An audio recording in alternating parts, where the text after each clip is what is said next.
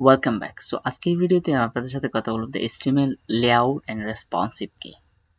So একটা HTML বা একটি ওয়েব পেজ তৈরি করার পরে এটার লেআউটটা কি হবে বা রেসপন্সিভ কি, এই জিনিসটা নিয়ে কমপ্লিটলি কথা বলবো।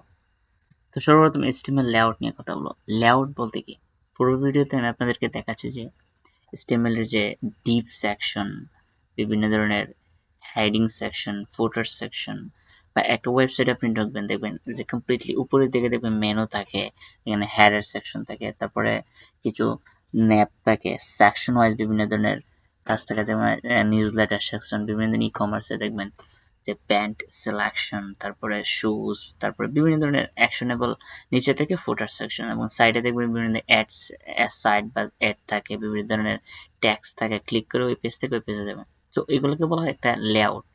সো একটি ওয়েবসাইট ক্রিয়েট করার ক্ষেত্রে, যেমন একটা বিল্ডিং ক্রিয়েট করার ক্ষেত্রে, যেমন একটা বিল্ডিং তৈরি করার ক্ষেত্রে এরপরে দেখবেন স্ট্রাকচার করা হয়, আর্কিটেক্ট করা হয়, ঠিক সেমভাবে একটি ওয়েবসাইট তৈরি করার জন্য HTML এর মাধ্যমে যে একটা লেআউট তৈরি করে, এটা বলা হয় একটি লেআউট। HTML এর ক্ষেত্রে বলা হয় একটি লেআউট বা একটি ডিজাইনিং বা ডেভেলপমেন্টের যে একটা কাজ, এটা যে পূর্বের যে জিনিসটা কাজ করা হয়, এটা HTML এর মাধ্যমে একটি লেআউট তৈরি করা হয়। সো এখন কথা বলবো যে HTML রেসপন্সিভ কি। সো দেখেন, একটা ওয়েবসাইট আপনি ভিজিট করতেছেন।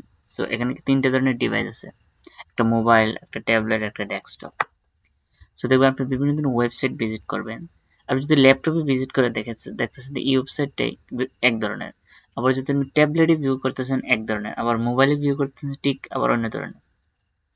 সো একটি ওয়েবসাইটকে আপনি বিভিন্ন ধরনের বিভিন্ন ডিভাইসের মধ্যে যে একটা পার্সপেক্টিভ টাইপ অনুযায়ী, পিক্সেল অনুযায়ী, একটা ওই যাতে যেই ডিভাইসটাতে দেখা হবে ওই ডিভাইসের মধ্যে যাতে বেস্ট সলিউশনটা থাকে।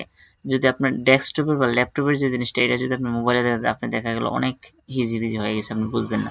তো এটা হলো রেসপন্সিভ। তো আশা করি ভিডিওটি বুঝতে পারছেন। Best of luck.